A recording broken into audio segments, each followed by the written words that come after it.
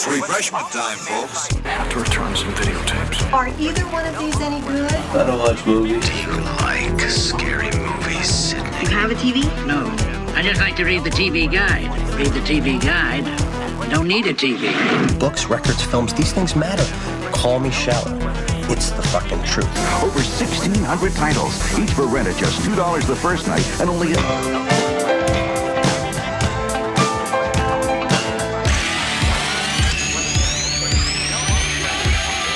I don't watch TV. Yeah, but you are aware that there's an invention called television, and on this invention they show shows, right? Tonight on 6 Ed World. Okay, I want the channels 18, 24, 63, 109, 87, and Weather Channel. Welcome to the Frog Brothers Podcast with your hosts, Justin and Alec. Hello, children, and welcome to episode number 49 of the Frog Brothers Podcast. So, we're really getting close to 52 episodes, which will start season 2 on a full year. So we for will? us, I thought we were starting it on 53. Yes, that's what no, not actually on 53. I meant not a year's worth of podcasts, but we'll start actually at a year. And so in April. 52 I guess we have to figure that'll be season 2 starts in April. Okay, that's fine. I think it's April 8th is when we released our first podcast. So yeah, okay. 52 weeks, not 52 episodes. Because we've already done 52 with bonuses. Yeah, we've done like 4 Yeah, I episodes wasn't counting the in 2 bonuses. different weeks, I was counting the number of episodes. Well, Either way, it's exciting that we're coming up on a year already, right? Mm-hmm. Podcasting's a lot of work. I don't think a lot of people realize that. It's definitely dedication. It's like a second job. But it's a worthy cause. It's a hell of a lot of fun. I really enjoy getting together with you fellas every week, especially after we brought the intern on and started doing this in person. It really... Oh, that was early today. Early today. I think that's the earliest squeak. Yeah. And my little opening speech, guys. I promised myself I warming wouldn't up those pipes, you know. He got emotional. Silky pipes, this sounds so silky. Warm them up. Because, we're going to put that throat to good use tonight. Yeah, because I'm going to talk a lot. Exactly. All right, so episode 49. This week we got a Western-style steampunk double feature, and it's not even really a double feature. It's more like we're talking 2 movies, we're talking TVs, we're talking shows, we're talking news. Speaking of news, though, we have so far, at least I personally, have been able to avoid the series or is it the series or season finale of Wandavision? I don't know if that's... Did they say that's series a limited... finale. Okay. Series finale, yeah. So for the series finale, supposedly there's a big rumor or a big leak of somebody that's supposedly going to be a guest star on it or being part of the episode there. Yeah, but the leak that I've heard is the exact leak that most people are talking about, like, even in theory. So it's really... Not that big of a deal? It's really not. Okay. But I don't know. Yeah, If you've seen anything about it, you've seen what they're talking about, basically. Okay, that's fair. I won't say what it is in case, you don't know, and maybe you've been able to stay Maybe clear. we're talking about the same thing, and maybe we're not, so who knows? Maybe we're talking, maybe we're not.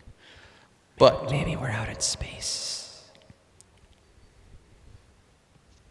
Ground control to Major Tom. This is ground control to Major Tom. I'm stepping through the door. Well, Paul Bettany said there's someone appearing who he's always wanted to work with. Yeah, that's the only official rumor for. Obviously, yeah. This leads to me to believe it's a legendary actor who's British. Yeah, it's Magneto. Exactly. A bloody cunt. That's the best thing about British people. It's Gandalf. They get to say the word cunt a lot, and I really wish that. When old Alfred was talking to Master Wayne in the Dark Knight trilogy, that he would have used the word cunt a lot. That Joker really is a cunt. There's a meme I saw a while back. Somebody photoshopped Gandalf. So it's Gandalf, yes, but it's with Alf's face. I think that I could do that as a costume since I have that Alf mask. Oh, all they'd need was a robe and a wizard hat. That's a glorious cosplay coming to a con in 2021 or beyond. It's Gandalf. Gandalf. Yeah. Hey, we're going to have Planet in August. Hey, Frodo! Hey, yeah, so actually, speaking of good news here, in our region, the Kansas City area, Kansas City, Missouri specifically, has relaxed some of its regulations on gathering sizes and things of that nature in business hours just due to case declines. So the thing about what happens with all that. I don't understand the business hours one, like making, Walmart's only open so many hours. Like, doesn't that make more people go at one time? No, because that was mostly around bars and restaurants where people were gathering and hanging out late and making bad decisions. Obviously, the more intoxicated you become, the less likely you are to adhere to social distancing and mask-wearing policies. It might have been Walmart's decision not to be open 24 hours, too. I don't know if they're, forced or not. Well, I think they were doing that so they had time to clean and disinfect and make it less stressful for the overnight employees and stuff. So I didn't totally think about them get some of disinfecting the store. Yeah. That's annoying, though. I don't like going to Walmart before 11. Speaking of which, I know some people are finding the Batarang out in the wild, and I'm highly disappointed that I haven't found it yet. I haven't seen shit. I forgot to look for it, but I saw someone post it, and he had it in the passenger seat of his car, and he was really disappointed by it. But every time I go in one right now, it feels like the scene from Spaceballs where they're combing, we ain't seen shit. I was about to say, we need to get that as a sound clip now on the soundboard, so anytime we're toy hunting and don't find it, we can use it. Yes, that's beautiful. That's a new thing. Jot that down. Yeah, I saw the post you were talking about, Nick. It didn't seem like he was too disappointed because it's less than $15, so come on. Yeah, he said for the price it was still fine, but I guess, I don't know. If you wanted it to be metal, it probably would be a $75, $100 item. Maybe even $120 with the way they're, But weren't they saying, didn't somebody say they thought it was smaller than it should be? I'm not sure, but either way, I don't care. It's just like any other prop. It'll still look good on your mantelpiece. It's not like I'm doing a Batman cosplay and I'm trying to buy this for that or anything. And I think a lot of people were thinking that. And to me, this is just a display piece in your movie room with other men. I like that Nick is doing some more affordable stuff that can just be a display piece. Yeah, that's great. Yeah. And everyone's like, oh, the stand that it comes with isn't great. It's like, you're not buying it for the stand, you're buying it for the Batarang. Batman doesn't have it on a stand in his house. So get over it. 3D print one, make something better, and then sell it on the aftermarket. Be it. My friend, don't be a jerk. I can't help it. I'm sorry. Destined. Hey, speaking of cool shit, I got this Wild Stallions hat. If you're watching on the YouTube channel from 8-Bit Zombie, it's pretty badass. I got the Bogus Journey version of the Wild Stallions hat. They also have an Excellent Adventure version. They also have an Alf t-shirt that I'm going to be ordering. Yes, so check that stuff out if you haven't yet. He's got some amazing quality products on there. Big fans here. Happy to see these hats came in, and happy to be wearing it around now. And then let's not forget to shout out these guys, the Interdimensional Cross Rip. Oh, and YHS. So we like to advertise things we like here. We like to give shout outs to those. I didn't even realize that you were also wearing a Cross Rip shirt. That's funny. I realized I hadn't done any real branding love for the Cross Rip yet, so I had to bust out this shirt. Listening to the podcast today, and I was thinking, I need to order a Cross Rip shirt. Yeah. Yeah, I think I'm going to do that too. One. They've got some new merchandise there as well. We're hoping to have some more merchandise sooner than later. I think the 1 year anniversary is when we'll release some stuff, I think. That's kind of my game plan. I already did my taxes, so I've got a little bit of that earmarked. Who does your taxes? Me. Cool. Not you. But if I get arrested at night, you can be my attorney. What do these other podcasts use to sell their merchandise? There's a couple different things out there. CrossRip manages their own store, and I think, and they do theirs through Etsy primarily is the storefront. But I think Troy actually does most of the shipping on stateside for that.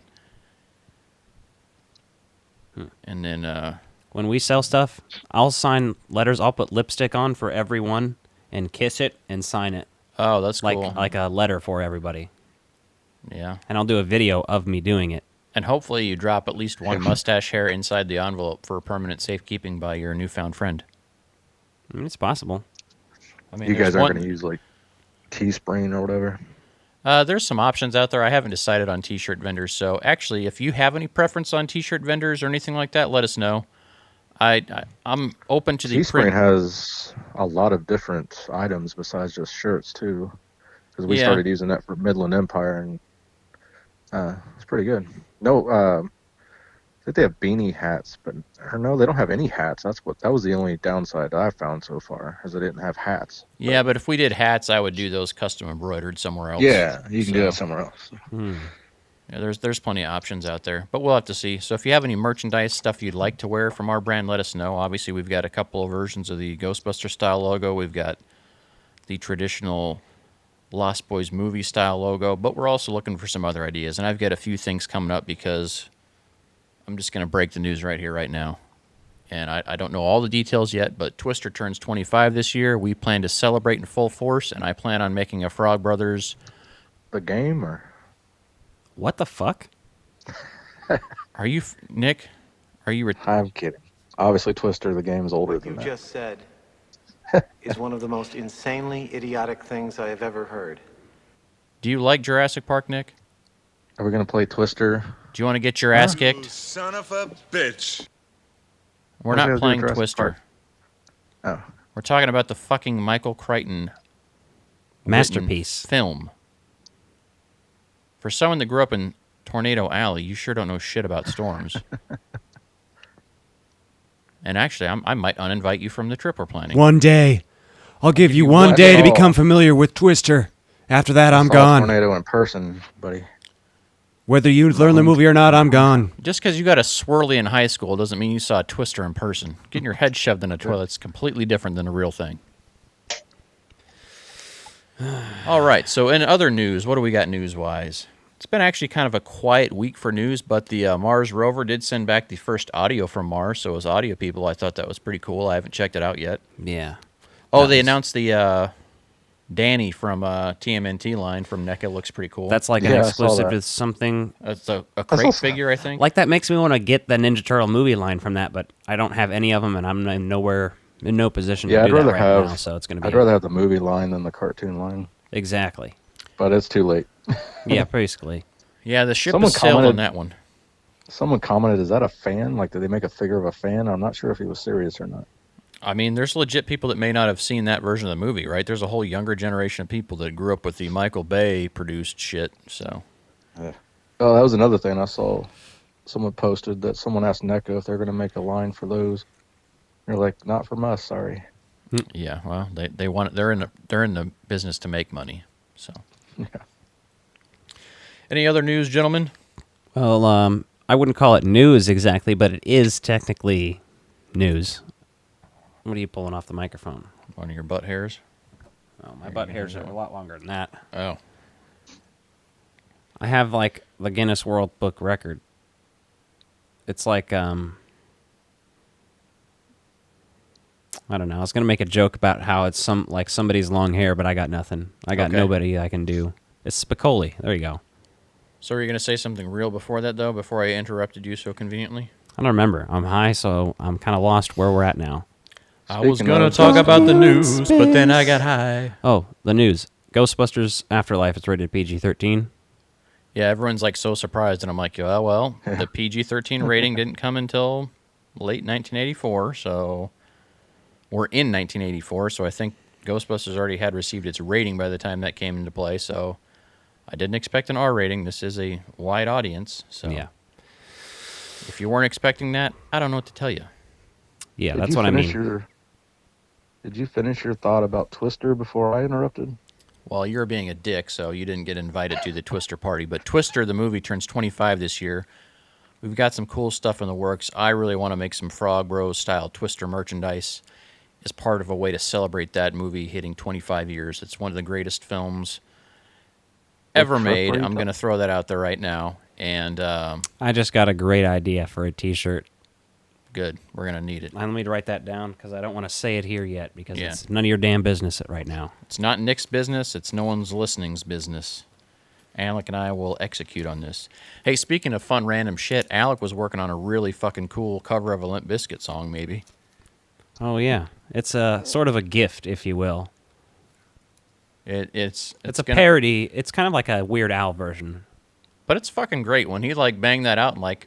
I'm not going to tell you how long it was because I'm not trying to get everyone to hire Alec over here for all the random work unless he wants to be hired. I mean, I'm all about that. But I did bang it out in about an hour and a half, I want to say. An hour and a half. Less than that. It was like 45 minutes. I can't tell time when I'm doing that shit. It's just like... I came out here and Alec had this whole thing going. I was like, oh, shit, that works. The lyrics were on point, too. Reminded me of way back the day when I worked at Dairy Queen because that's... when that Limp Bizkit album came out, that's where I worked. And I remembered like one of my coworkers really loved that band, was like fucking losing his mind that day about it. So I remember you had told Mom and Dad that, if you buy CDs at Walmart, they're censored. So they bought me a censored Limp Bizkit album, right? Which, listen to this. Listen to this shit. It was, because I didn't know shit about their albums at the time. I was like in second grade, maybe, first, third. And why didn't you just get a burned copy from me? Because you didn't have this one, as far as I knew. Oh, I had all the Limp Bizkit stuff back in the day. The hot dog flavored water, yeah. The chocolate starfish, and the hot dog flavored water. Yes. Yeah, that shit. But it was like, there was a song called Fucked Up. You remember this song? Not necessarily. Well, it was all like, fucked up mom, fucked up dad, fucked up dog, and a fucked up bike. So I had the censored CD. So it was like, up dog, up mom, up mouse with up dog. It was ridiculous. That's amazing. The only reason I knew that is because before then, like, our parents are really against rap music, and so before, like, when everyone's listening to Green Day, I was listening to rap, like, fuck you, Mom and Dad, Bone Thugs and Harmony and Coolio and shit. And one of my friends got me a Coolio tape that was, I sound so goddamn old right now, but keep in mind, when I used to record my band, it was all on cassette tapes as well. It's been 84 years. In the dark ages, when you used to have to hand find your cassette tapes to play them back without spitting them everywhere, we used old-fashioned pencils. Yeah, but Did Walmart sell the uncensored also? Nope. All they sold was censored. I think so. That's so stupid. Walmart's trying to be a family-friendly company while putting you on food stamps, you know what I mean? So they've really got their priorities straight, so... Yeah, I had a Korn CD from Walmart, too. The one with a doll on the front that was orange. And oh, yeah, because they had like 4 or 5 album covers, versions of that album cover. And so I remember I got up early and went to school and bought it before school that day. Because Target opened at like 7 then, so I rolled by and got it. So I was like the first person to have it, when you're like, bitch. What a fucking skeet towel. Yeah, I was an asshole sometimes. Oh, man. But luckily I didn't listen to those bands for too long. And no offense to anybody that did, but I just got more into punk rock and other shit, so... Yeah, I find them hilarious for comedic effect these days. There's still some stuff stuff back, and you're going, oh, yeah. Yeah. Anyway. Looking back, though, Korn was way better than Limp Bizkit for me. But yes, I was going to say the same. Pretty much, yeah. The only thing Limp Bizkit had really going for it was, like, Wes Borland is, like, a super talented musician. He just did a bunch of other shit and, like, worked with other things, but beyond that, you're just like, yeah, they're just a total 90s... Total 90s groove. Yeah, it's funny. Yeah, but Korn did have more value in the long run. So, what do you want to move on to? We got to talk Wandavision. Yeah, let's jump into the water cooler cult. This song makes me want to touch my titties.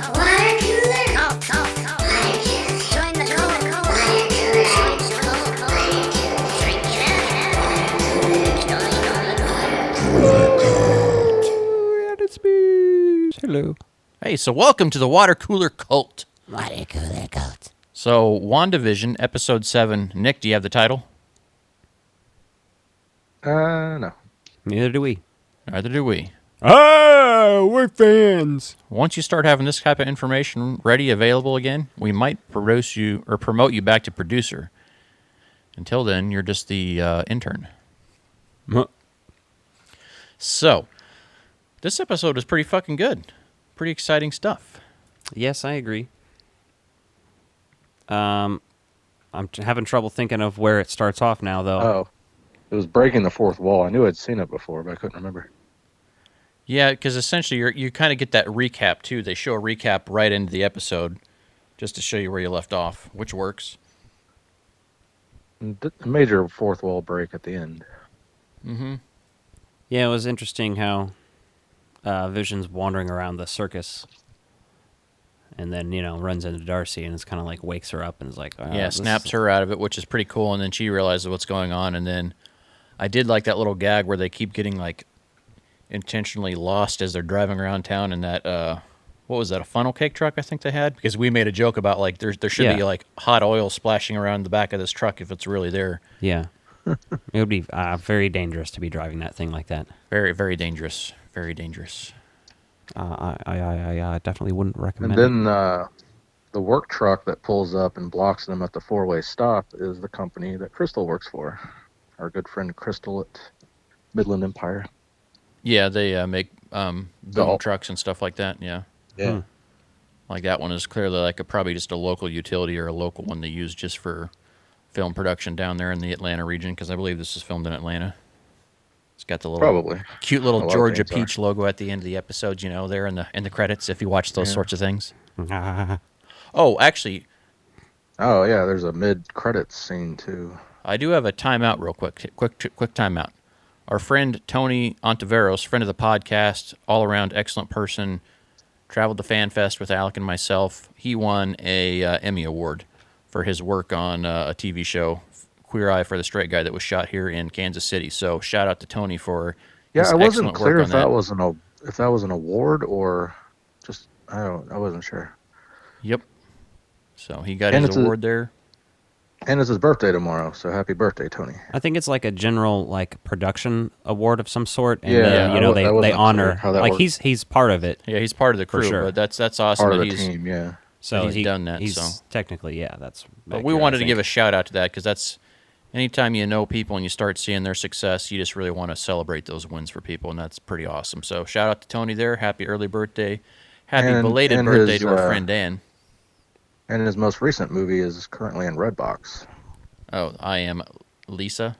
I Am Lisa. Last I looked, it was still there. Yeah, it should still be a Redbox. Yeah, Tony's a legendary human, so. So rent that for $1.25 or whatever. I'd rent that for $1. Okay, now timeout's over, and we're back in the game, guys. Okay, where do we leave off? Okay, hot oil spilling out of the truck, and then... hot oil massage? Hot oil hand jobs? Hey, is your name Bob Kraft? Are we going to Florida? What? Where are you going with this? Oh, you said hot oil hand jobs, and I just thought of Bob Kraft, the owner of the New England Patriots, who, famously got caught jerking off or getting jerked off at the massage parlors in Florida. Oh. I just wanted to shout that out and celebrate a rich white man getting away with bullshit. Nick, I can't even make those jokes anymore, so we're just going to move on. Don't you try to tee up the ball and don't let me hit it. You son of a bitch. That's how I feel internally right now. Okay. Holy shit! Where's the Tylenol? So, and then Vision just decides to fly out of the fucking truck, which is okay. Yeah. But that was a fun little gag, of seeing everything possible stop a truck. So, I feel like they're translating really well from what could be comic book scenes into live action here. Yeah. For specifically some of this stuff, right? With the other movies, they've done a great job of that, but I'll say that's the thing with the movies in regard to the movies. For example, one of the most heavily criticized scenes at the end of Endgame is when you see all of the women in one shot and they're all teamed up. And some people see that and they're like, oh, that's a little cheesy and weird. But it's also straight out of a fucking comic book. It looks exactly like a comic book page, and that's something they would fucking do in a comic book. Well, yeah, you'd have each of your ongoing panels and have the different heroes there. And that would be probably a spread between two pages would be that big frame of something like that, and then you'd turn the page and it would go into individual action. Or that would be an entire cover art, a dual page cover, those types of things, yeah. So definitely agree with that piece. So they do that stuff well, I think. They fucking mastered it, so... So what really stands out to you? By the time this episode's ending, you're just okay, man, it feels like... Because it feels like we made progress with the episode, but it feels like we're just right on the cusp of getting some, real crazy shit. Well, yeah, I'm also, really excited for what's going to happen with Monica Rambeau, because I feel like... Oh, when her DNA was changed, yes. Whatever, there's something about her that just makes her feel like she fits into this universe and she's been in it, which clearly they've written her that way. Yes. But it just feels... natural. I feel like I've been watching her for longer than I have. Well, and that goes straight to the actor for her performance, because she is amazing. I'm really stoked for now. She has those powers and stuff too. It's this is gonna be fucking cool. Yeah. See, I thought we were gonna see a little bit more of a showdown right there, because once she came through, her eyes were glowing. She broke that wall and was like, "Oh, okay." And then you start seeing, and we're really feeling like we're setting up the Fantastic Four, the X-Men, all the Fox assets that were reacquired by Disney. It feels like we're really going to start bridging out and getting some of that stuff. Not necessarily immediately, but you're really setting the table to have dinner. I just want some fucking table scraps from Marvel, that's all I need. Exactly. I'm a fucking dog between your knees, panting heavily. You know what I'm saying? Yes, I do. It's good timing. It's good weird. timing to bring in like the X-Men and stuff, since we've kind of wrapped up the story with. Well, it is, and if you bring him through the original characters from the MCU, like Iron Man and stuff, are all gone. So it's good to keep the energy going by bringing in more beloved characters. Yeah. And there was that whole, like, people were paranoid that Phase 4 wasn't going to have any of that because none of the movie titles are directly related to that. But I think this is going to introduce a lot of them before they actually get to Phase 5, which is going to be very heavily balanced with all that, which I'm good with, right? If you just start throwing things in immediately, it can kind of take some of the power away from it. Quick commercial break here. I have purchased some fruit roll-ups that have Baby Grogu tongue tattoos on every roll. All of which I will gladly show you now. You can continue discussion. I'm just going to do this in the background here. So Alec is going to eat himself a treat, and he's going to try these out. You might get some ASMR here, so if you really like the sounds of someone chewing soft goods, specifically chewy, delicious, fruity-flavored candies, please listen closely. This is technically vegan also. They're vegan now. They used to have fucking gelatin in them, I'm pretty sure, but now they have pectin. And they do not have, apparently, according to Justin, the red dye that contains squashed bugs. So we're all good. Yeah. Let's give myself a tongue tattoo. All right. He's going to give himself a tongue tattoo. Nick, where are you going to get a tattoo? Do you have any tattoos, by the way, while we're waiting for Alec to eat this thing? You have virgin that's skin, a hard huh? decision. Yeah. I know of one body modification you have. That's two, isn't it? I think he only has one. Isn't the left and right? I got both nipples pierced, yes. Oh. Kinky. I don't know why that's funny. Your personality is usually very somber, so it just seems out of place, but I don't know. Maybe there's just something wild about you. I don't know. Well, he's very mild-mannered and subdued. Like, even just the way he kind of talks, he's just kind of really quiet and relaxed. Oh, so there's no Grogu on this one, but I am going to give myself... Ooh, the Mandalorian logo? No, that's Boba Fett, but... Yeah. What his spirit animal logo is? Whatever that fucking You got to thing watch is. the video to see this thing. That's It's a the big fucking tattoo. It's going to be like... This is like designed for fucking perverts. Or dogs. People who want to watch children stick their fucking tongue all the way out. Oh, yeah. Yeah, well, we're not going to get into that. That's weird. Yeah, we are. I'm going to do it. I'm going to do it like it's a porn, too. Like. So if you're watching right now, you can see Alec. But, Nick, what was your favorite part of this episode of WandaVision? I want to say the stuff with Agatha, the reveal, but it was kind of like a foregone conclusion, I think. Yeah. Like that was the most common theory. Once you got going a little bit, you knew that character. She was very well cast for her role. And so now I just kind of wonder what the storyline angle they're going to go with and her she's at. like she's like the only character in the dome. Oh, get up in the camera there. Area. Show it off. She's the only character in the sitcom world besides, Wanda and Vision. Yeah. So it's kind of like, well, obviously she's going to be some kind of significance, right? Fruit flavor. Yeah, so Alec's tongue tattoo came off without a hitch. Looks great. And now he's just munching away, eating the whole thing. Like, it's always a waste of time to peel the little shapes that were stamped in there out. He's just eating the whole thing. And he's got that big wad. It's going to be stuck in the sides of your teeth now. I just said Alec had a big wad. Alec stuffed a big wad in his mouth. You're not wrong. There's some creepy horror-like stuff going on in her basement, too. That's kind of interesting. We're on mukbang channel now. That's all I'm going to give you for now. Just a little taste. Yeah, that's So disgusting. I'm looking forward to a little horror in the MCU. Yes, I think this is a really whore? Whores. The whores. Your mother's a whore. Horror films. Whore. But the multiverse of madness will be... I'm hoping that's going to be pretty wild and scary on there. Hopefully they'll get a... zombie versions of our superheroes. I don't know. I don't know if they'd go for a rated R version of Doctor Strange, but they might. I mean, I know they basically said the next Deadpool will still be rated R when they get to it. Deadpool's going to be. So. But I just don't know how often they're willing to go that route with stuff. Now, the next Blade, I think, kind of has to be rated R, just to be in tradition with what it's done. You can go pretty far. I was about to say, I wouldn't be surprised, honestly, if I saw, like, since it's multiverse, there is a whole fucking Marvel Zombies series. Like Nick was just mentioning that, like, that could be a multiverse. There could be... You can go pretty far on a PG-13 also. I think rated R... stuff they're not going to do anyway. Tony Stark was already shown as a zombie in the last Spider-Man movie in a dream sequence, so it wouldn't be that far off.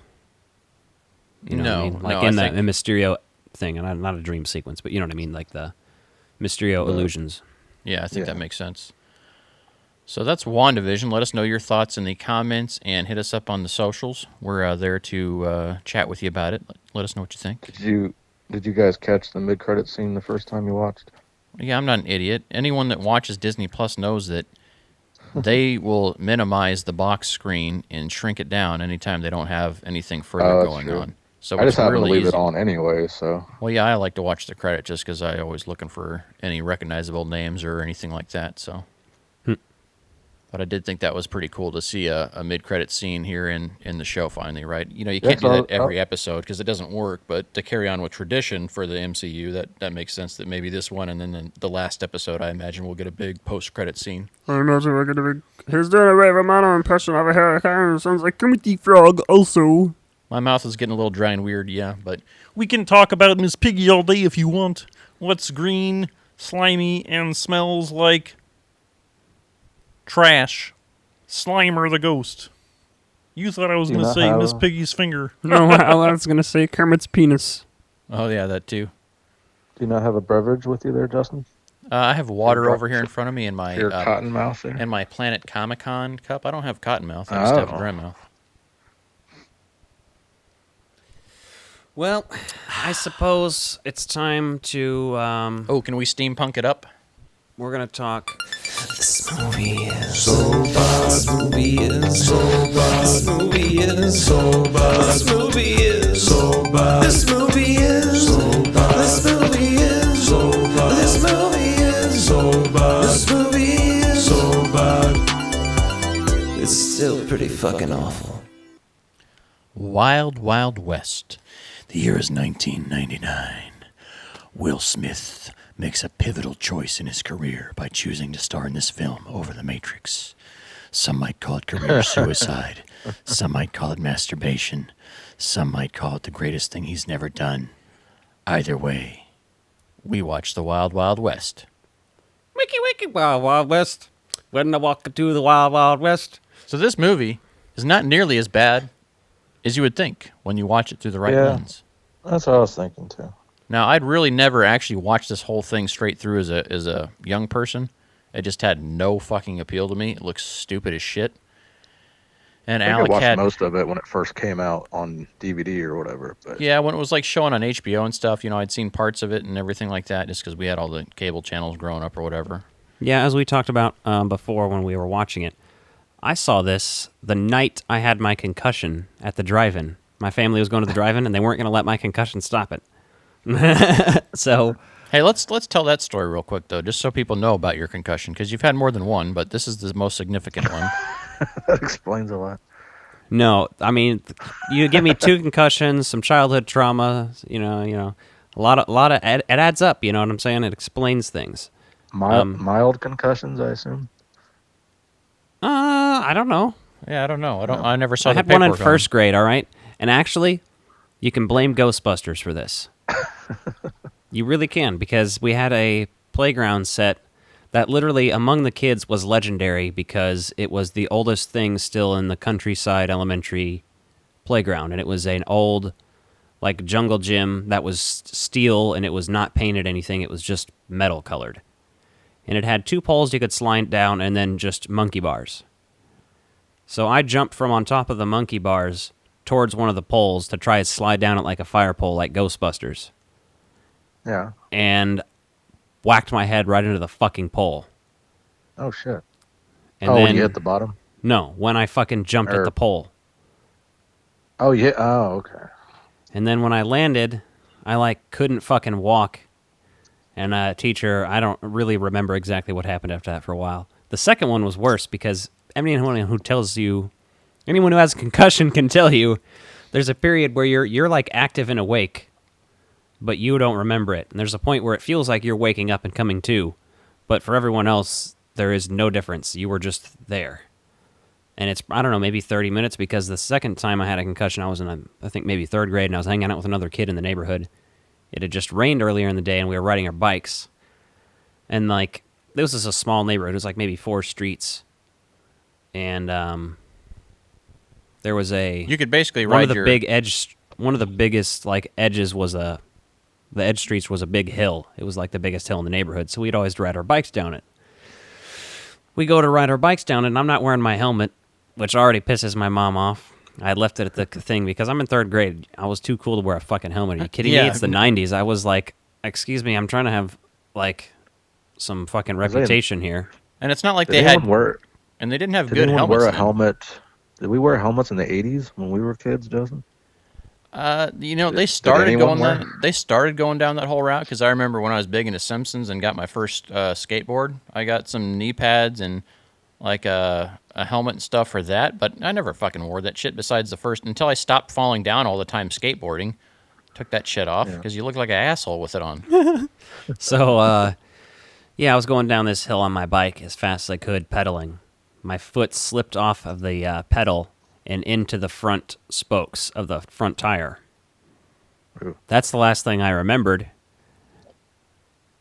except for waking up to a firefighter talking to me. And actually, I'm very curious to go there now and see if they haven't repaved it, if my blood still stains that street, because when we moved away, my blood was still stained there. No, they've repaved that, so That's a shame. That whole neighborhood at one point in time was like the you know, where they used to put like tar and like gravel rock on it, like the pebble-sized gravel rock on it to seal the streets and shit, which pissed me off because when you first moved in, like you could ride your bike or your skates or whatever on that around the neighborhood. It was awesome. But when they put the tar and the rocks down, like then all you could do is ride your bike with like good speed and everything. So. And then obviously that got worn in some spots, had the heavier spots. So I'm assuming you hit a thick spot of tar over there and really just wrecked yourself. Like I said, my ankle was twisted to fuck. I'm surprised I didn't break a leg bone or something, because it literally went in, and I remember the front, like instantly, the last thing I remember is like my front tire basically stopping at when my foot got caught in it. And then that's it. I flew forward, I'm assuming, and flipped with the bike a few times, and I don't know what happened. Yeah, and I'm trying to remember. How old were you when that happened? Third grade. And then we went to the drive-in that night to see Wild Wild West. And I remember being like fucking sick during the whole movie and like wanting to watch it, but then like also wanting to die. Not exist because your head fucking hurts. Yeah. And it was just like this nauseous feeling. So, yeah, that's Concussion interesting. Stories with Alec. Anyway, so yeah, when we talk about this movie, there's a lot of complexity to it, because you got to understand the concussion theory before you can understand Alec's nostalgic ties to this movie. You gotta understand cricket to know what a crumpet is. So, to understand why Alec likes this movie so much, you gotta realize that he had fucking brain damage. Yeah, I was about to say, I quoted that backwards, too. You gotta know what a crumpet is to understand cricket. I think that's what he says. I'm not finished with you! Damn! Yeah, no. Damn! Yeah, that's it. That's the one. So, Nick, did you take note who did the score for this movie? I did, and it's reminded me of the Stripes score a lot of the time. That's what Justin kept saying, which at times, yes, for sure. There was lots of elements where you could definitely tell it was scored by him if you were paying attention for it. And, you know, the music's some of the best part of this movie in general, because it's so fucking good. That's what I was going to say. Minus the Will Smith theme song. Yeah, the Will Smith theme song, which luckily only plays at the end. Thank God. I mean, the Men in Black, the replay value of the Men in Black song sucks, and he's trying to capture the magic of the Ghostbusters theme in the Men in Black song. That doesn't work. Will Smith's theme song achievements peaked with Fresh Prince of Bel-Air. I mean, that's just where it's at. Not going to get any better, not going to get any worse. That's where he peaked. Burn. And everything else after that was all downhill from there. And that song, luckily, doesn't show up till the credits, but it's trash. But the Elmer Bernstein score is fucking money. He even references the Ghostbusters theme song and Ghostbusters in their theme song. Yeah. In the Wild Wild Something West. about who you going to call, not the GBs. Yeah. You're going to call some really? other bullshit. Yeah, and it's just and like... it should have said, who are you going to box office flop with me? I'm not in the Matrix, please. Yeah, it was... I mean, this movie has its moments, but it also has a lot of cringe moments. I like the moment when Will Smith is just disturbed by the fact that Kevin Kline's character's turning the fucking head around and shit, and they're projecting through its eyes and shit. I like that scene. Oh, yeah. And there's some scenes in there that like you really feel like influenced the 40-year-old virgin later on, like when he's got the fake boobs on, Kevin Kline's character, and he's like, what's he pour out? Like some sort of coffee beans or something like that? I mean, that scene's recreated with a fake boob in one of the Meet the Parents movies. Not the first one, which is good, but one of the shitty sequels. Yeah, but so he does that, and then he shows him, he's like, oh, it's like when you grab a bag of sand. And then he fills it with water, and then the other undercover agent is basically up front. You know, he's the train engineer, and basically is getting everything lined out there, which is pretty cool. Which I thought it was funny, because like this movie's comedy is like over the top. It's all very sexual, so it's right up our alley, basically. And then it's so silly at times too. Oh yeah, I was about to say there's some good quotes I have for you where Will Smith says right at the very beginning when he's in the water tower with her, you can't just go ramming some man's things into some hole. And she's like, oh, really? And he's like, I don't mean it like that. I mean, I laughed at it. And then the other big thing is when he's like, oh, Rita is sleeping in the back of the train. Maybe I'll become familiar with her myself. And he's like, that'll be one more reason for me to kill you. And then he starts talking about, he's like, don't you think I could devise a device that could attach to my body and that would be hard, steely, and pumping? Basically talking about making a fucking strap-on fucking steampunk cock for himself. And they have two big exchanges, like where obviously your villain's being very racist to Will Smith, making all kinds of racial slurs at him, and then Will Smith is just making like handicap slurs back at him. You're like, okay. So they have this whole scene at the, I don't know if they're on a plantation or what it is when they're down in the South there, but basically trying to reclaim that, you know, he's alive and basically reveals himself to the old, what's left of the Confederacy down there. And that's all fun and dandy. And then like kind of near the end, they go back and kind of do some more of those one-liners there. The first time it's funnier. The second time it's just kind of played out by that point, especially in the climactic point of the movie. It takes away from the seriousness of it, I think. But they didn't really know what they wanted to do with it. There's lots of like one-liners when you kill somebody. And the worst one, no one missed the knife guy. Yeah. That's fucking awful. Yeah. Now the visuals actually in this movie look pretty good. They hold up really well, especially the spider near the end.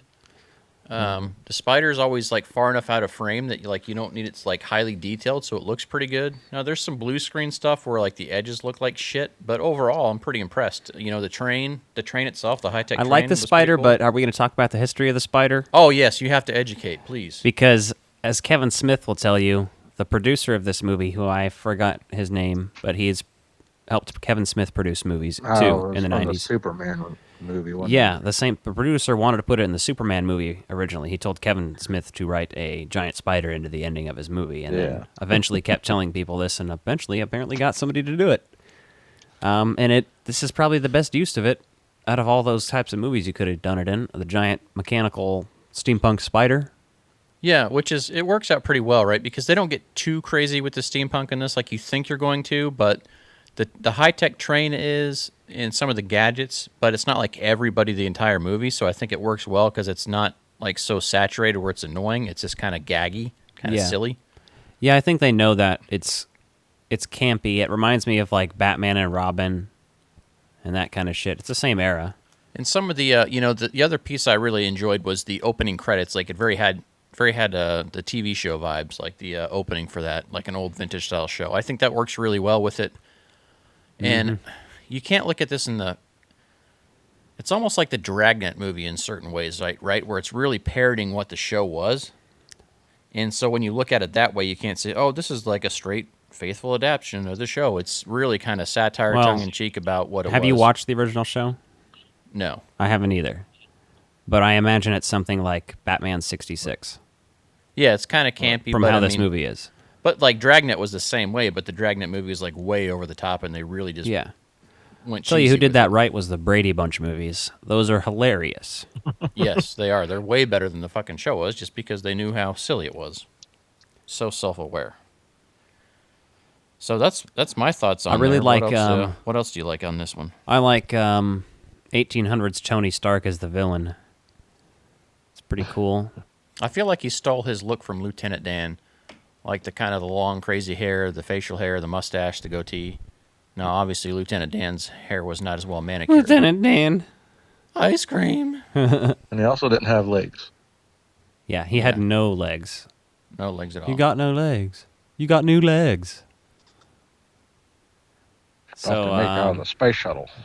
I was about to say that's my other interesting thing is Kevin Kline did play both Kevin Artemis or whatever and President Grant. He played both of those characters. So. Oh yeah, that was pretty cool, and they show him like him in disguise and stuff. Yeah, I'm pretty sure that's the only reason they did it, so they could do that. But it's pretty interesting. Yeah, no, I think it worked out pretty well. Let's see. If you haven't watched it, go check it out again, but do not take this movie serious from the get-go. Really just sit back and enjoy the score, enjoy the visuals of it, but the story is just kind of like, eh. The story is really not very compelling at all when you really think about it. I like the story that Loveless is trying to take over the stuff, but they just don't go into it enough, I think, for it to be super fascinating. It's way too high level because they're trying to streamline it to get to the final act. And so I don't feel like I really care too much about the when or the why until you get there, and then you're like, okay, so this is escalating. So, yeah, I guess. But it's fun to watch. Check it out. I'm not probably ever going to watch it again for a while. So it's on HBO Max, wasn't it? That is correct. So if you got HBO Max, check it out. Yeah. All right, let's move along. What are we gonna move on to? Episode. Top 5. Top 5. Top 5. Top 5. Top 5. Top 5. Top 5. Top 5. Top 5. Top 5. Top 5. This is top 5. This is top 5. So, I gotta be honest. Nick, you came up with this top 5, I believe, and we just. Yep. Justin was like, "Cool," and then I was secretly panicking the whole time, thinking we should just do top 5 quotes from one movie, but we're not doing that. Well, that would be a good idea for another one too. We can do, well, I think that's a good one going forward. Just from any movie, you could honestly do that. But this list is going to be really fucking weird, and I didn't do a lot of research on this. I was just like, I'm just. I did it last minute too because I forgot. So we say this is top 5 movie quotes, and the way I approached it was, this is the shit that I say because it applies most frequently to my regular life, or it's just shit that I always get a kick out of saying.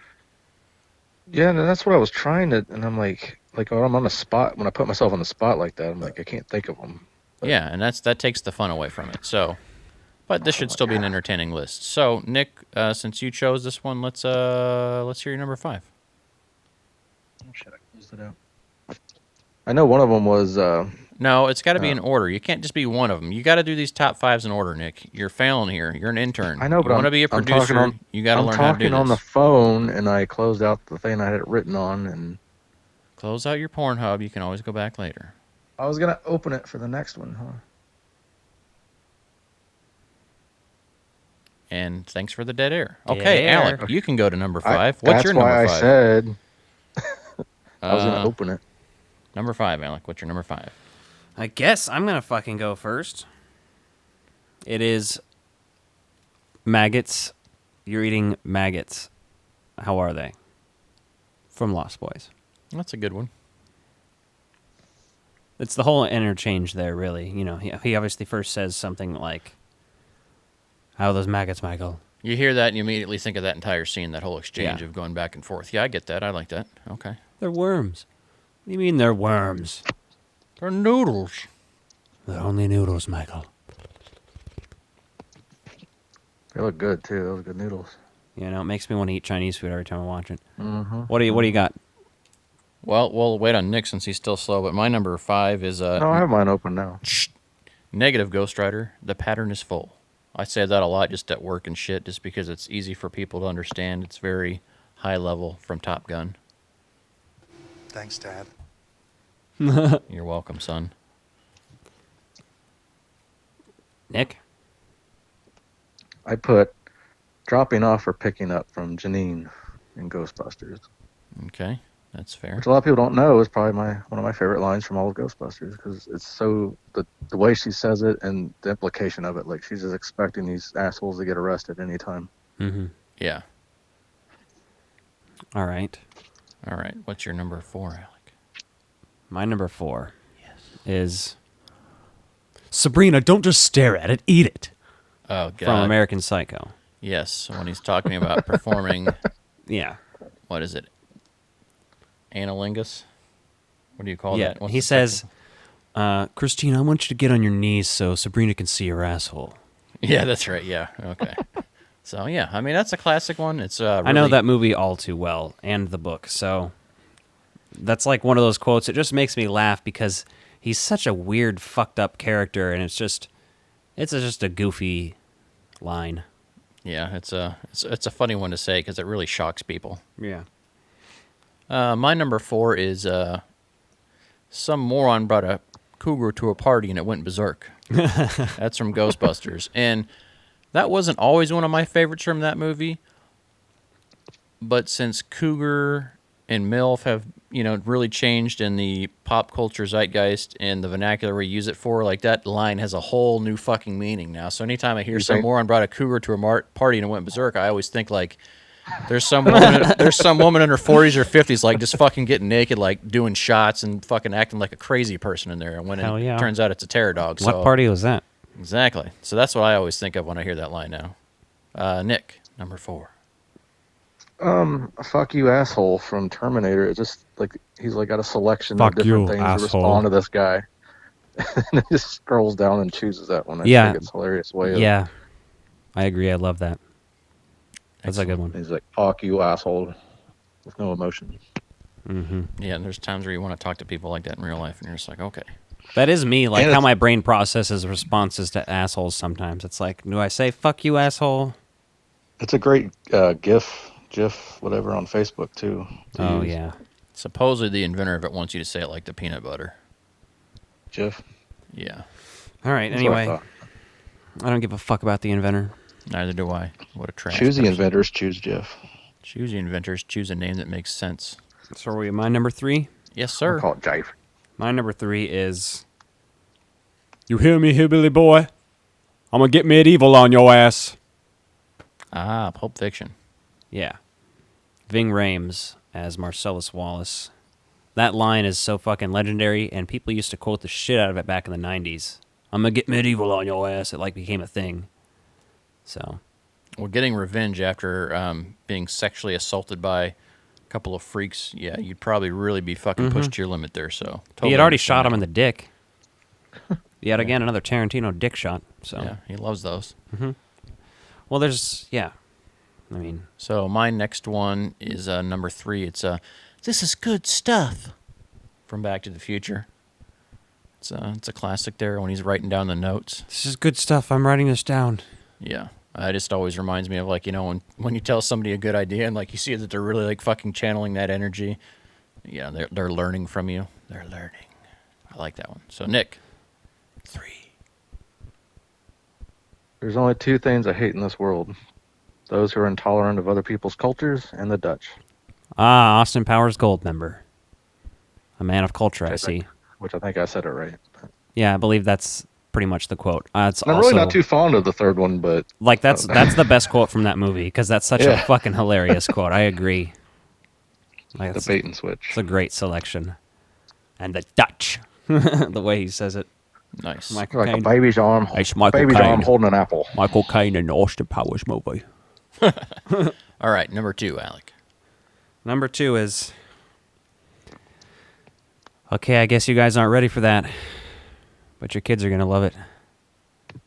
Clearly. No, Back to the Future. we're ready. Go ahead and say it. Oh. Yeah. Nick's dry sense of humor. Yeah, I like that. I like using... That's a good, like, meme format as a quote. Yes. Like, if anytime you do something wild in public or anything like that. You guys are quoting Back to the Future, but not the one you just watched. I assume you guys watched it again anyway. Of course. After you shower, of course. Of course. Is that your alternate number 2? No. So my number 2 is... That is correct. I love saying that. The fucking Chris Farley version of it from Billy Madison when he's taking his shirt off. You know, just anytime someone says something correct, you're just like, that is correct. And not everyone gets it, so it's a really special moment when people understand what kind of weird shit you're talking about in life. So, Nick. Number 2. This is not NAM. This is bowling. There are rules. Big Lebowski. Mm-hmm. I like it. That's fucking hilarious. There's so many quotes from that movie. I don't know what I would pick as my favorite. Yeah, we could do a top 5 quotes for that movie. Probably. Oh, that alone, yeah. Would It'd probably be where she says, so-and-so can watch, but he has to pay $100. That's so applicable in modern times. I love that movie. So number 1, Alec, what's your number 1? Number 1 is, back off, man. I'm a scientist. Very, very choice. Very good choice for number 1. I like it. It's just classic, and it tells you who Peter Venkman is as a character. So my number 1 is also from Ghostbusters, and it is the line, "What the hell are you doing?" Oh, yeah. And I fucking quote that all the time because anytime I see someone doing something fucking stupid or ignorant or off-putting or out of place, like that's the first thing that pops into my mind is like her reaction. And that's probably one of the best acted scenes in that entire movie is her reaction to them and like standing up being like, "Are you fucking nuts?" I don't think they told her what was going on. Yeah, supposedly she wasn't acting. She wasn't expecting such an explosion. Yeah, they made it a way bigger explosion. She fucking freaked out. And then after that, then you see her spraying her Windex on the fire on the ground afterwards, like just on her hands and knees. I fucking love that. That is a way underrated moment in that movie, and I love that quote. Nice selection. So, Nick, bring us home. All those moments will be lost in time, like tears in rain. Blade Runner. Roy Batty. Mm-hmm. Figure out throw a serious one in there. That could be a whole nother list. God damn, you're right. Yeah. Yeah, that'll be our standby top 5s whenever we can't think of something. We'll just like top 5 quotes from this movie. My honorable mentions, the only other ones that I wrote down because I was like, I can't do this forever, were there is no Dana, only Zool. Would you fuck me? I'd fuck me. I'd fuck me so hard. My other one was the whole doctor speech from Spies Like Us. Doctor? Doctor? Doctor? Just because I do that at work. You do say that a lot. Yeah. Anytime I greet people, like either in the Ghostbusters community or like my peers at work, I always say that. And people always think you're saying doctor because, oh, it's Ghostbusters. They're all doctors. No, I'm saying it because it's Spies Like Us, and none of us are really doctors. Also on the honorable mentions is... Losers always whine about their best. Winners go home and fuck the prom queen. Or how about... I can think of 7 good uses of a cadaver today. Oh, no. You get a car. My friend, don't be a jerk. So that's the top 5 this week. If you have any top 5 ideas, send them our way. There's a lot of audience out there, it seems we have, that doesn't like to interact with the podcast. Maybe they just like to listen to it. That's fine, but it would be really cool if you could give us a rating on wherever you're listening, perhaps on the iTunes or Apple Podcast app. Subscribe to our YouTube, which, if you didn't already know, is where we host video podcasts now. So if you're listening to this on the podcast feed, you can also see us. So yeah, you can see me fondling myself right now. Comment on YouTube. Say whatever you want. Yeah, say some wild shit. Yeah, get crazy with it. But call Nick Apple, an asshole. On the 5-star reviews on Apple's, just say some weird shit on there, but give us a 5-star. Yeah, I don't care what it is.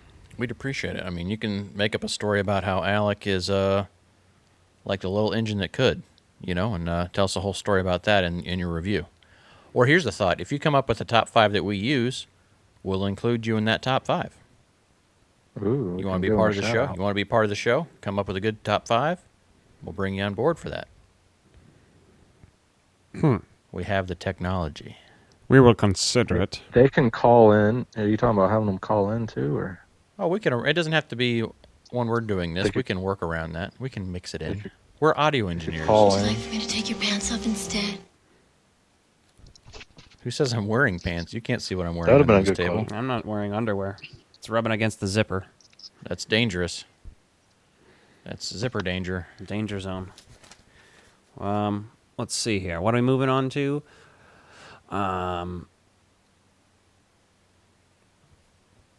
You know, when I stop talking, that's your cue to fill that space, somebody.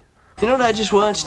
Me pulling a can off some moron's fist? Return of the Jedi. Did you see Alien? When that creature was in that guy's stomach? Oh my god! You ever seen that really old movie? Empire Strikes Back? Jesus, Tony. Welcome to Retro Release Reviews. So when we decided to pair a movie with Wild Wild West, there's quite a few options you could go with. But Alec, You chose the third part of a trilogy. shut the fuck up, Nick. Don't you interrupt me, goddammit, or I'll slap you. So Alec had the genius idea and said, you know what else has some steampunk vibes to it? Back to the Future 3. And I said, you know what? I think that's great. There were other options. We removed them from the list.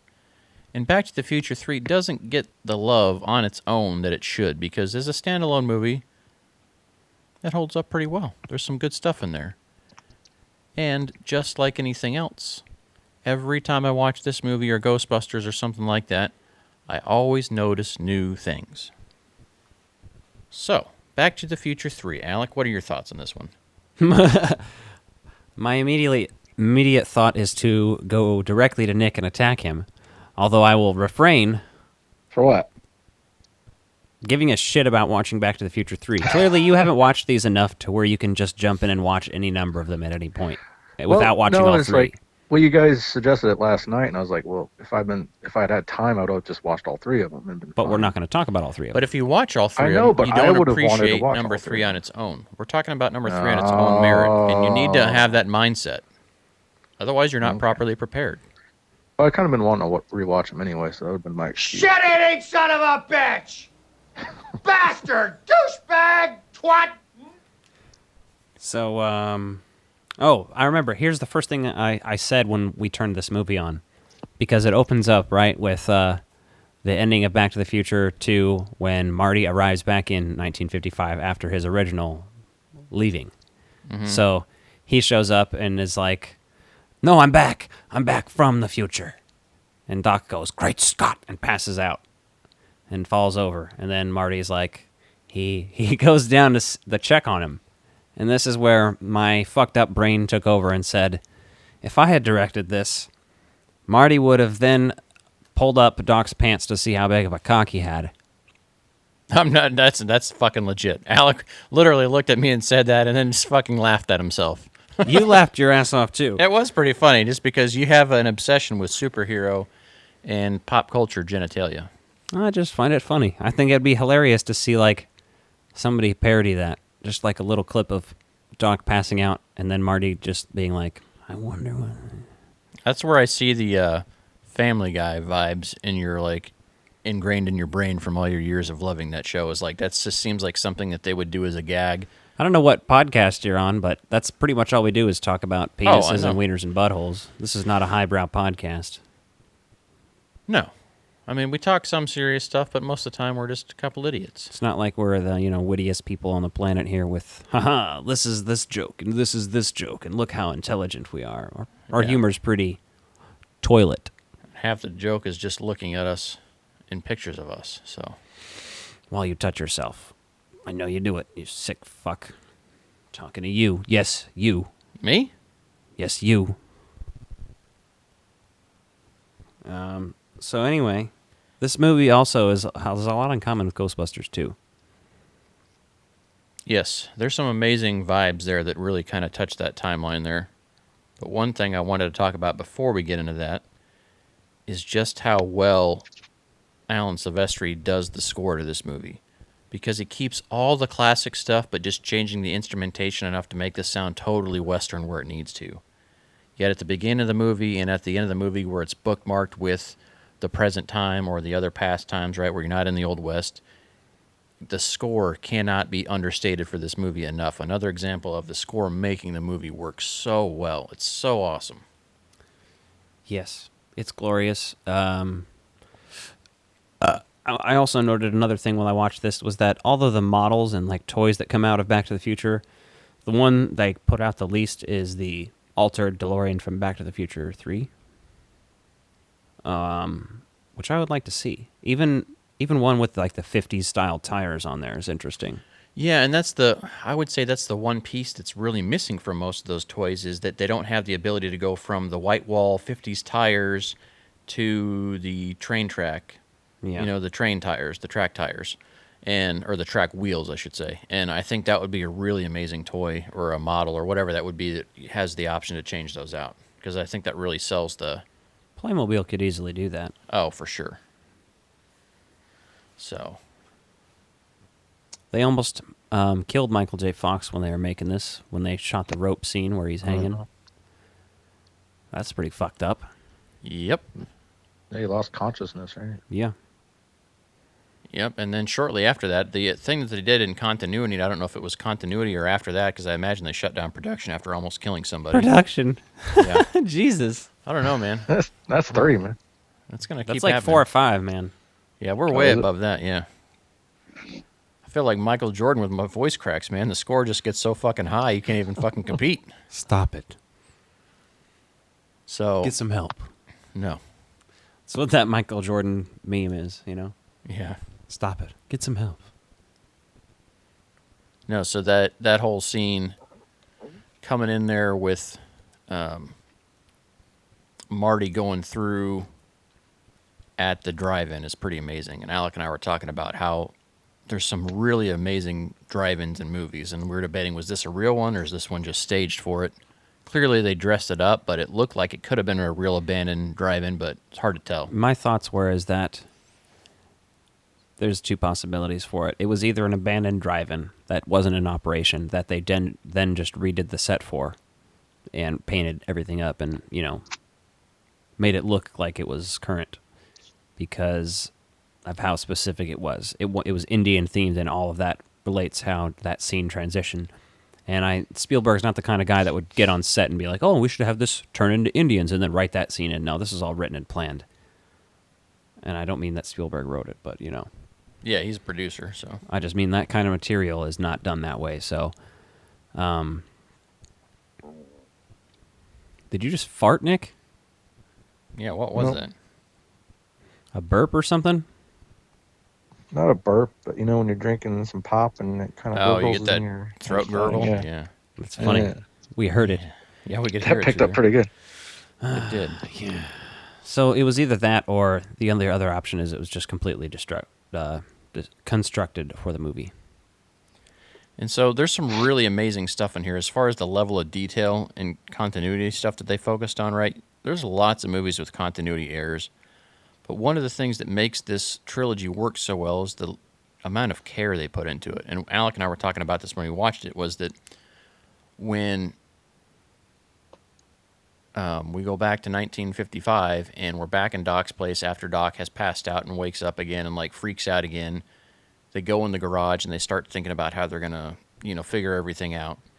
And Doc's like, "Hey, how do you know?" And basically, Marty shows him the letter from Western Union.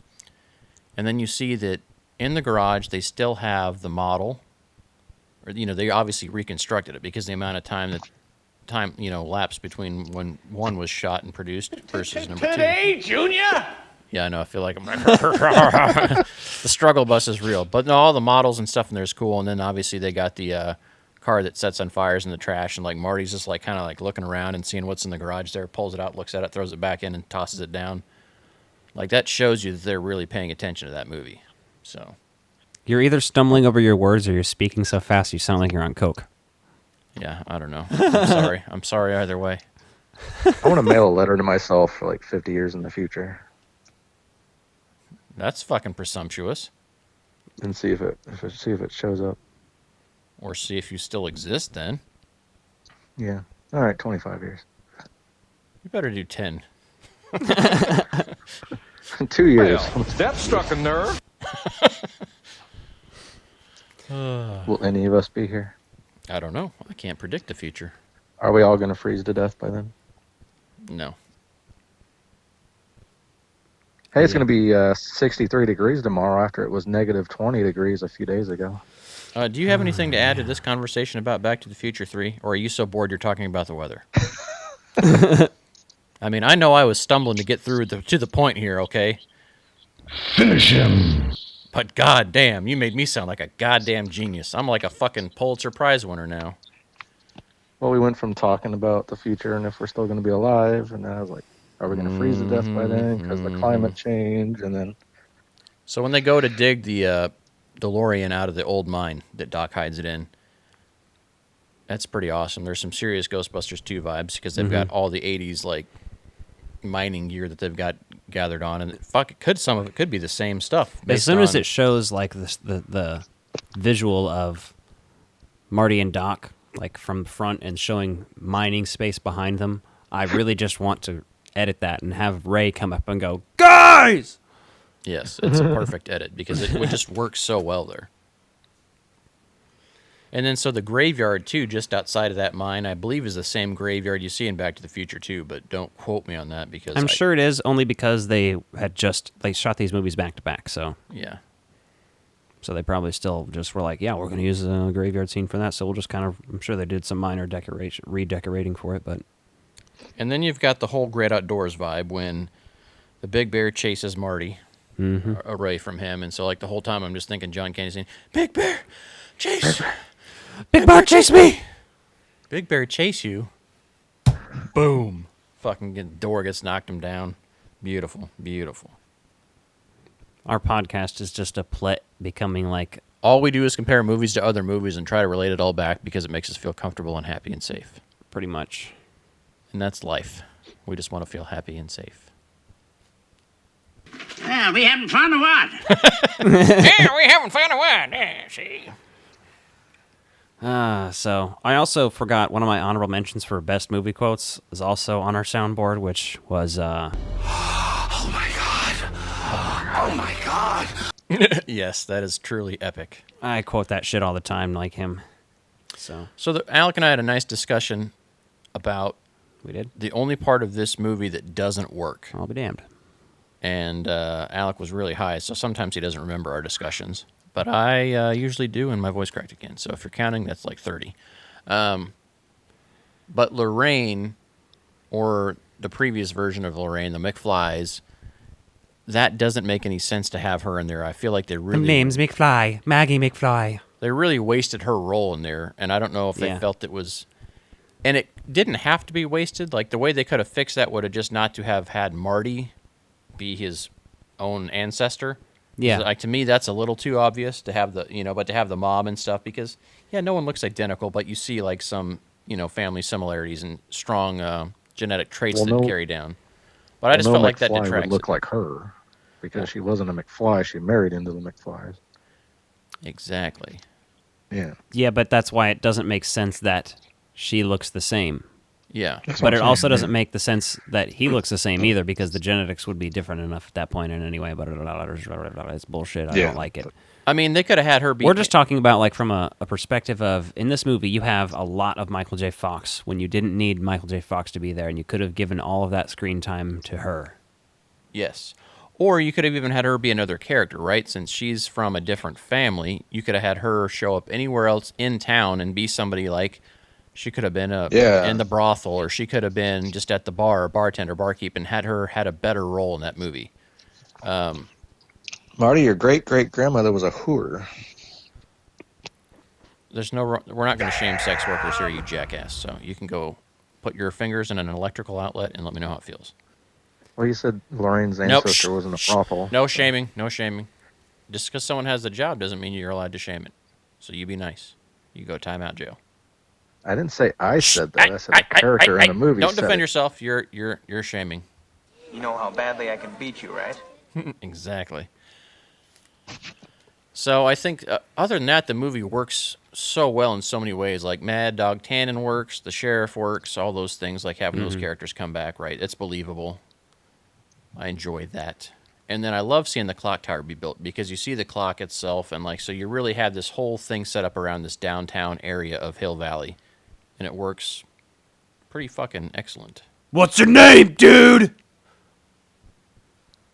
And then the only thing I would say is that Mad Dog Tannen uses the word gumption with Marty, and I'm like, that guy is way too much of a fucking idiot to use the word gumption. So, very small things in this movie that are not... Well, stupid people will, like, learn a word and then they'll use it a lot because they Yeah, I think guess that's makes true. them sound smart, so it works. Yeah, I guess that's true. So... Well, what else you got? I mean, you know, there's a lot we could just endlessly talk about on this movie, but it's like, what have we said that people don't already know who are listening to this? That other things you haven't noticed before? Have you guys ever sat and watched all 3 movies back to back? I mean, in like a couple days, like maybe 2 days, but not like 6 hours straight or whatever. I've done that. I don't know how long it's been. I've probably done it once, but I've done it sometimes. You know, it's I'm not real. sure. That's one of the easiest trilogies to watch start to finish because they all flow really well. I'd do it in a theater probably. Yeah. If they did a triple feature. That would be a good call. Anything else you noticed in this movie that you never noticed before? I mean, I feel like this one doesn't get the same amount of love the other ones do. Like all the little details you can notice in 1 and 2. Yeah. But it's, I just love the detail they put into it. The sets look great too for the Old West. The only thing, and like the visual stuff in this looks great up until you get to the time traveling train. Yeah. And that just looks so kind of out of Looks place. cool. It just feels out of place. It's just one of those things. You're just like, eh. well, yeah, because he was like talking about not fucking with time anymore, and then he's like, the first thing I'm gonna do is build a fucking train time machine and fuck around with time more, and have it be way more adapt. You just can't have a time machine, Marty, even though it's my fault to fucking begin with. Yeah, it's fucking Well, they had weird. to set up the cartoon, so. No, they didn't. Well, They in the just- cartoon, there's a DeLorean though too. So. Oh, did they? Yeah. I just remember the train from the intro and opening shit. of But they had the train Yeah. and the DeLorean. The only one episode I remember is Marty traveling back to the fucking Civil War. How did that work with the train? That seems like it would limit their ability to... I don't know. Fuck that. It was a flying train, dude. Well, yeah. Yeah, so it clearly shows that they went to the future with it and upgraded it once he had a flying train. Yeah, Doc is like, I don't give a fuck. Fuck everyone else. Well, I guess are they living in the train too? Is that why they're doing it? That's Probably what it they're appears, fucking man. homeless. Yeah. Doc Brown has spent all the goddamn money on Jules and Vern. Like That's a that's the traveling bus or something. Just gets cheesy at the end there, right there with that. I don't really RV. like that. The thing I did like though is like oh, wait, Marty. we can talk about the kid going like this. Have you seen that? You need to look up the Back to the Future scene with the... I was actually going to share that with you the other day. Yeah, no, I've seen that. Kevin Smith talked about it on a thing at one point. That's where I think I saw it first. Yeah, but, he was gesturing that he had to go potty. Well, that's what some people say. Some people say that it's just nonsensical. Kevin Smith's... I like what Kevin Smith said about it just because it makes most sense to me. But basically, the kid's standing there, and I'll kind of reenact it on our camera for you. Oh, God. But he's like standing there as the camera... And then as the camera, comes into frame towards the kid, he's standing there going like this. He's like scratching at his pants, kind of. And then as the camera zooms in, he points at his crotch like this. Yeah. Just like very subtly, like 3 or 4 times, just like continuously points at it. What Nick said makes sense, that he could be trying to signal somebody that he needs to pee. Kevin Smith said that he thinks that the kid was like, knowing that that's when the camera was supposed to pan in and was just kind of subconsciously... Oh, like tapping it out or like playing along, yeah. Yeah, because they would have already done multiple takes probably. Yeah, that but it's just one of those subtle weird things in a movie that happens where a kid's pointing to his dick like... I definitely never noticed it. Come get it, bitch. Yeah, That's what it looks kinda like weird. he's saying. The thing that works the best at the ending of this trilogy, though, is when he barely gets out of that fucking DeLorean in time for it to get fucking trashed. Because, like, as a kid of the 80s, everyone's like, don't park on train tracks, don't park on train tracks. And this just reiterates your fear of ever fucking getting stuck on a train track and dying. Because it's, like, fucking morbidly, you're, like, right there. Like, oh, the hero barely gets away from the train track. Yeah. So I thought that was pretty wild. I happen to agree with that one. Don't drive on the train tracks. And then my last note on this that I noticed today was when Marty goes in Groundhog reverse. Day, I caught that, Nick, by the way. Is when Marty goes in reverse instead of racing Flea. When you see them go down and almost hit the Rolls Royce, those people in the back of that truck should have fucking flown out and smashed into that Rolls Royce. But clearly they're stunt people that were anchored into that car safely. And so to me that was disappointing because I was like, in real life they would have flipped out and they would have fucking wrecked that car. So I kind of wanted to see that. I mean, they almost should have just filmed a wreck there so you could have gotten even more revenge, but I think they're not trying to go with that route. They didn't want to go that dark, and I get it. But I think they should have. Well, yeah, sometimes but I you also need to. think they should have had Marty check if Doc had a huge cock. So, I mean, there's a reason I'm not in charge of these movies. That's a very good point. So if you're ever asleep and Alec is around, just assume he's going to look at your man parts. I'm saying I would write it into a movie because I think it'd be funny to see other characters do. Specifically, Marty to Doc is hilarious.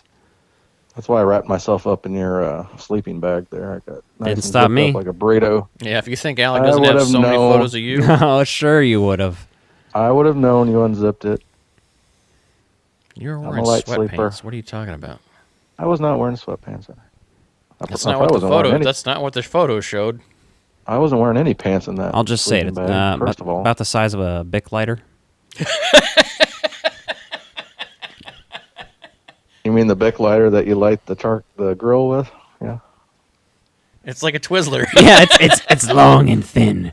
It's not small. It's thin. Like a Twizzler.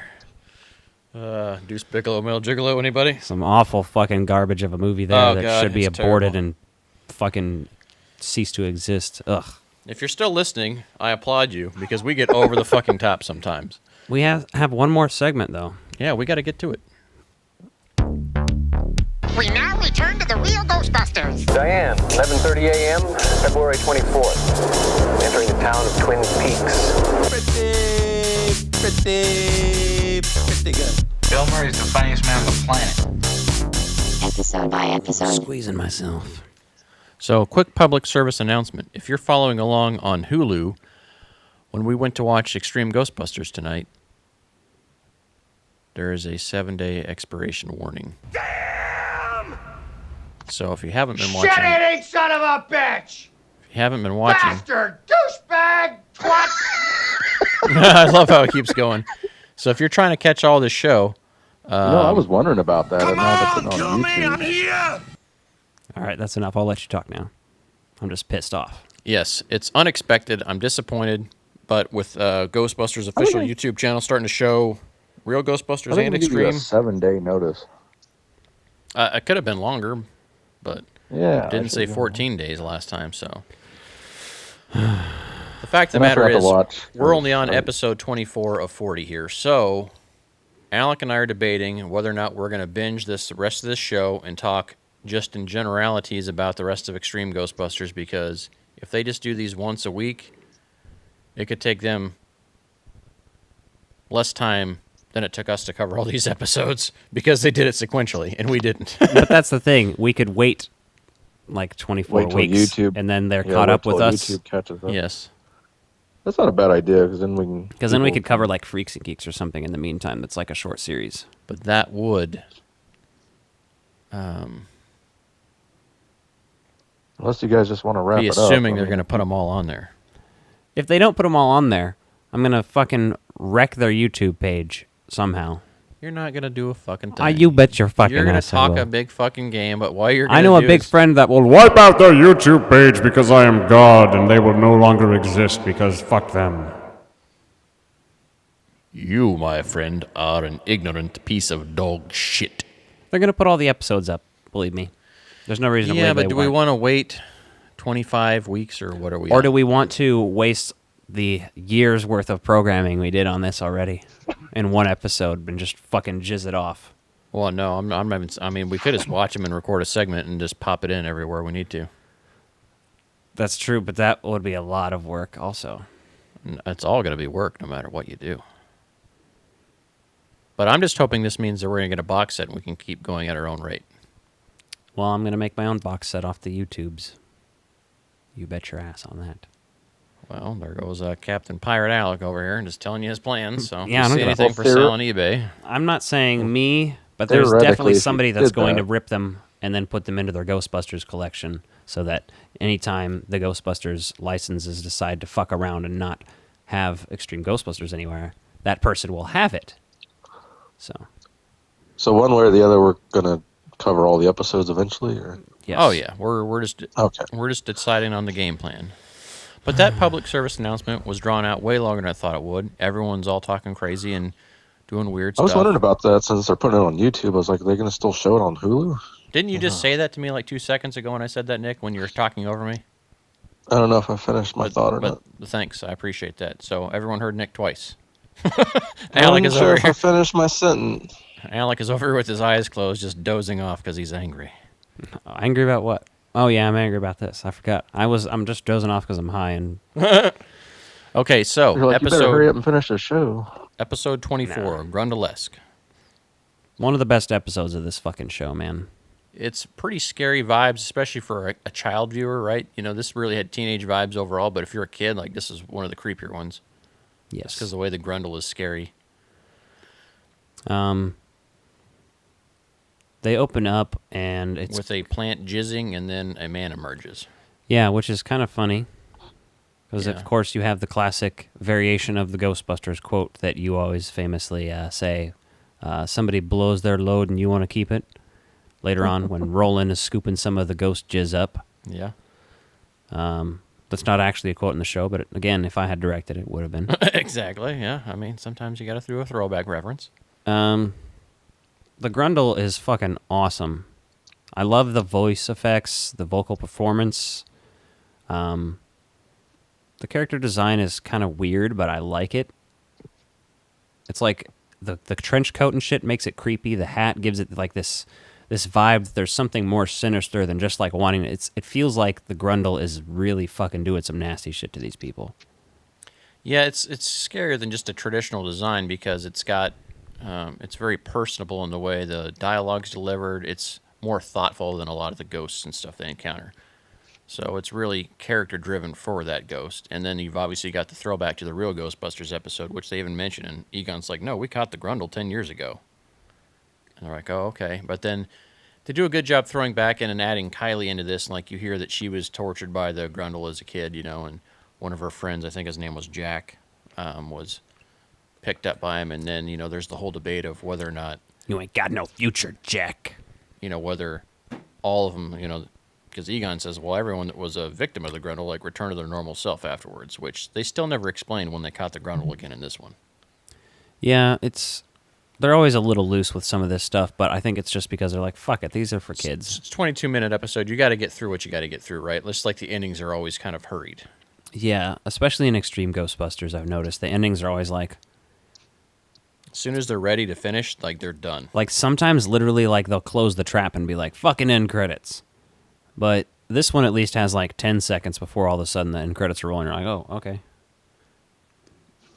Yeah, and then clearly we meet Casey, which is Roland's little brother, which obviously hasn't shown up anywhere else before yet. So. And he's an annoying asshole. Yeah, and he's a little shit, and they're saying that the Grundel looks for people that they can, you know, he can be opportunistic with. They should have had somebody say, I wish the Grundel would come and take you away. And as they go along with all the handicap jokes, they go against Garrett. Obviously, the kid puts the fucking broomstick between in the spokes of the wheelchair, and then, you know, Garrett catches it. He's like, "Oh, broom," you know, makes a joke about it. But you're just like, I guess that's really what the '90s was. It was a lot of, you know, they're trying to make progress, but at the same time, they're also just ripping jokes on people. So, not that I don't think that's the writers ripping jokes on people, though. I think it's just the continuity that they're writing that kid's a fucking asshole. Yes.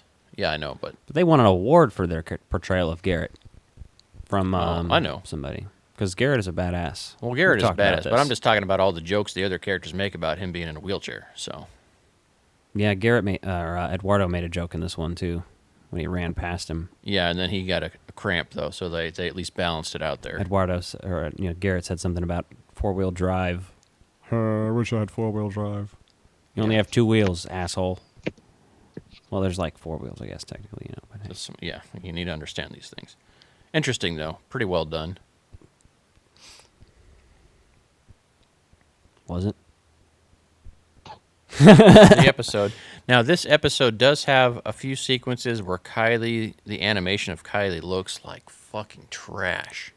And that's when they're down in the containment, or down by the containment unit talking to the Grundle. There's some really terrible animation in there. There's almost every show I feel like that's animated, I will feel that way at some point. The only one I feel like I don't feel that way, at least I haven't in anything I've watched recently, and since I've watched it as an adult, was Batman the Animated Series. Everything else has flaws like a motherfucker. Yeah.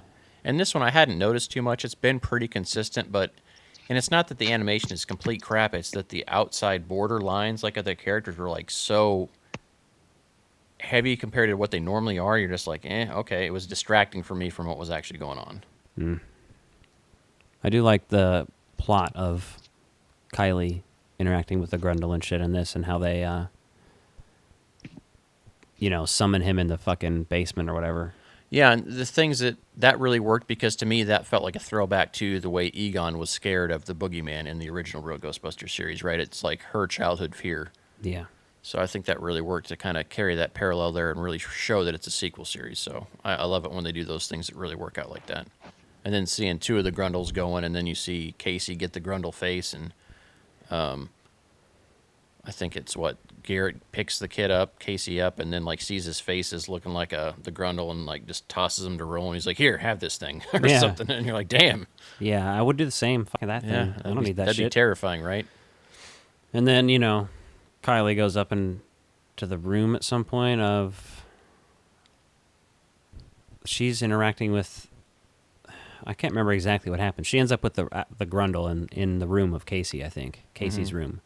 And then fucking Roland busts in the window and traps the ghost. Yeah, he saves the Grundle, or he saves her from the Grundle there at that point, because they're kind of duking it out, and then eventually you see that Jack, which is interesting because Jack disappears as a child, and they show that he's like aged to his natural age, even though he's been a Grundle or whatever he was in that, however his possession was. Yeah. You know how fucking traumatizing that would be, and how to just come back as yourself like years later. It's like, we got to find your family, and you've missed out on so much, and you're like, the psychological repercussions of that are insane, and it's all like, at the end of the episode, it's just kind of like a mention, just for anyone paying attention, it'll be like, yeah, what the hell would that be like? Yeah. Fucking terrifying. You never see that guy again either, too, so fuck him. Basically is how they think of it. Clearly, he went in to fucking get help, because he was possessed by a ghost for 10 years. Basically. So, anything else to say on that? You have comments on this episode, Nick? I don't think you watched it. Yeah, I forgot to watch it. Have you ever watched it? Does it stick out to you at all? I don't think I've ever watched this one. This is one of the best ones because it's a direct sequel, because the Grundle's in Real Ghostbusters. Well, okay. Yeah. You got time to watch it. You got 7 days before it expires. I do recommend go check out the Real Ghostbusters Grundle before you watch it, just because it makes for an interesting pairing, just to, Yeah, and if you haven't, go check out, if you've never seen anything Extreme Ghostbusters, which I can't believe you'd still be listening to us or not fast-forwarding through these parts, but at least go check out the Back in the Saddle Part 1 and 2, and Darkness at Noon Part 1 and 2 are the first two episodes, and then technically the last two are the Back in the Saddle 1 and 2 with the Real Ghostbusters making an appearance. Check those out just to kind of get it. That really gives you a good vibe of where the series went and what it did. How many episodes were there again? 40. 40. I do have 2 out of the 3 VHS tapes they released for this in the U.S. The first one I have is Darkness at Noon, Part 1 and 2.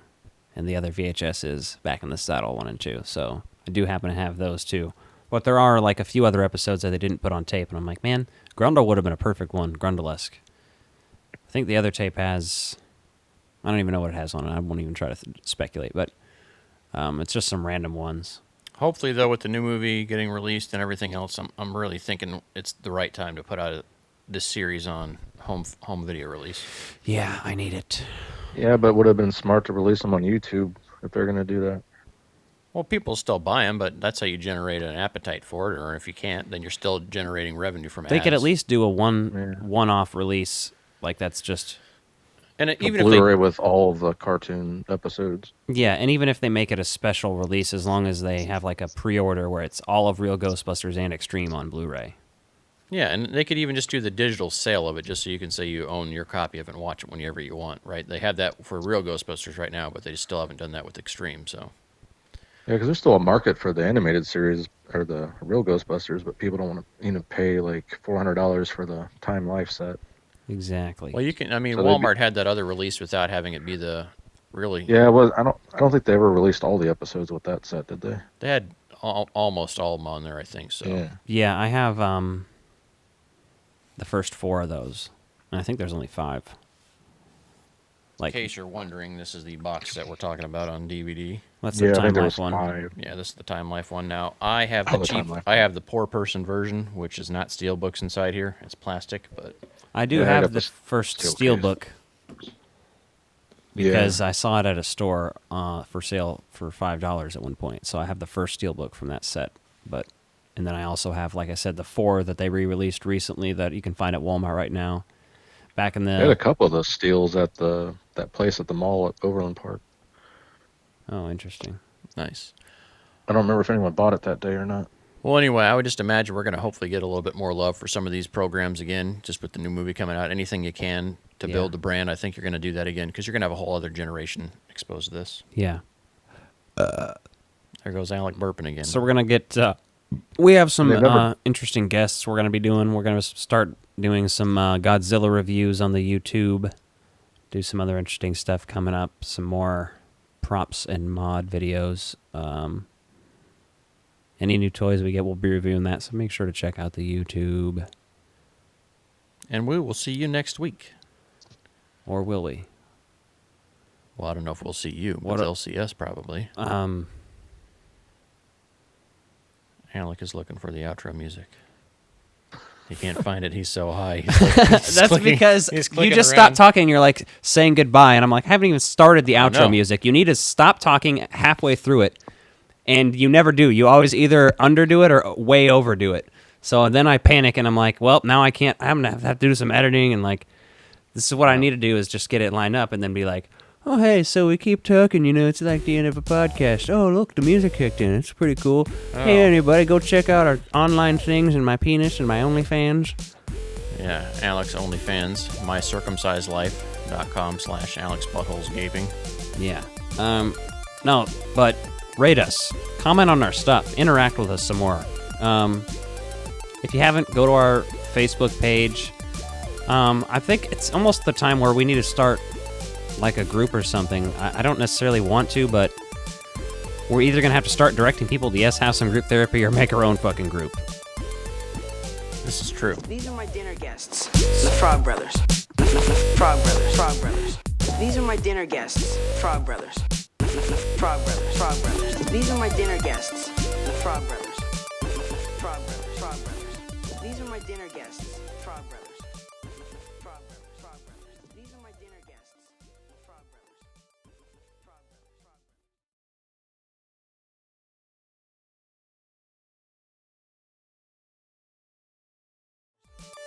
Frog Brothers. Frog Brothers.